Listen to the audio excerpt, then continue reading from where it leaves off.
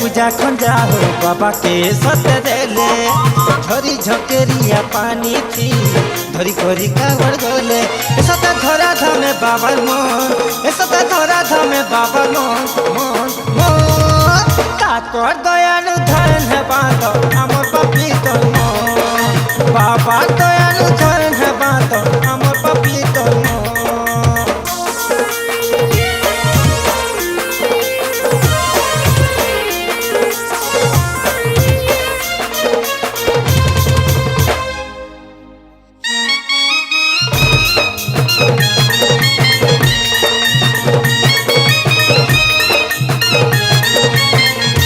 घड़ी मारे खड़ी जन हो छोटा सी के चोहरा देई तेरे भाग्य कोनी छियो सेब संगे संगे थाई बोलबा रुद्र से कफल हो कावर पानी ढाली देई सेब सेब कहू थिबे कसे से बनू के रही जहर करुणा नि सते हो बिसारा दुनिया भजरे भक्ति भजरे ताहरी ना सता धरा धामे बाबा मन सता धरा धामे बाबा मन हर हर बा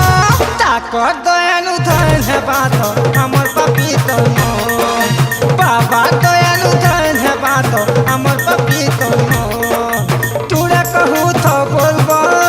चाली चिठाऊ तो कौन है से बाबा मन चहल पाए बहुत तोरा कहू तो बोलबो चाली चिठाऊ तो कौन है से बाबा मन चहल पाए बहुत सत बाबा तो भूलमो सत बाबा तो भूलमो ताकर दयालु धन है बात हमर पपीतो बाबा दयालु धन है बात हमर पपीतो कावड़ वाला काड़ी थारी बोल बम कहती बा बाबा थाम के जाए करी कावड़ पानी ढाली देबा सते बाबा ठानी देबा सते बाबा ठानी देबा ताकर दयालु धन है बात हमर पपीतो